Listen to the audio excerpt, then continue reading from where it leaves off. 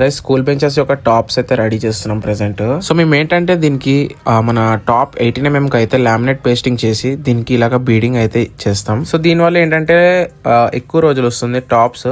Mean while మన 12mm plywood అయితే cutting చేస్తున్నాం. ఇవి ఏంటంటే మన కార్డ్స్ లో అయితే ఫిట్ అవుతాయి. ఎగ్జాక్ట్ సైజెస్ అయితే పెట్టుకోవాలి, లేదంటే అటు ఇటు అయినా కానీ గ్యాప్స్ అయితే వచ్చేస్తాయి. ఇక మా వాళ్ళు వర్క్ లో అయితే బిజీగా ఉన్నారు, మేమైతే ఇక సైట్ కి బయలుదేరిపోయినాం. నైట్ 10:30 అవుతుంది. కార్డ్స్ అయితే ఫిట్ చేయాలి ఇప్పుడు.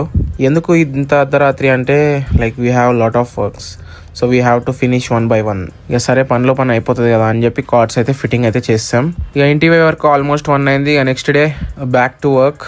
ఇక కంప్లీట్ గా సైడ్ ఫ్రేమ్స్ అయితే నించోబెట్టేసాం. ఇంకా గ్రైండింగ్ అయితే స్టార్ట్ చేసాం. ఈ మాత్రం ఫినిషింగ్ ఉంటే మనకి ఏంటంటే పౌడర్ కోటింగ్ చాలా బాగా అవుతుంది. సో ఇలా ఫినిషింగ్ చేసుకొని వీటిని అయితే మనం పౌడర్ కోటింగ్ చేపిస్తాం తర్వాత. మా వాళ్ళు కటింగ్ మిషన్ అయితే అటు ఇటు తిప్పి ఇట్లా తయారు చేసిరు. గైస్ కంప్లీట్ సైడ్ ఫ్రేమ్స్ అయితే అయిపోయినాయి. నౌ బెంచ్ అసెంబ్లీ అయితే స్టార్ట్ అవుతుంది. గైస్ సింగిల్ సీటర్ అయినా 2 సీటర్ అయినా లేదా 3 సీటర్ అయినా కానీ వర్క్ అయితే సేమ్ ఉంటుంది. మీకు జస్ట్ సైజ్ వేరియేషనే ఉంటుంది. ఈ సైడ్ లెగ్స్ అంతా సేమ్ ఉంటుంది. సో ఇప్పుడు చేసేది ఏంటంటే సింగిల్ సీటర్.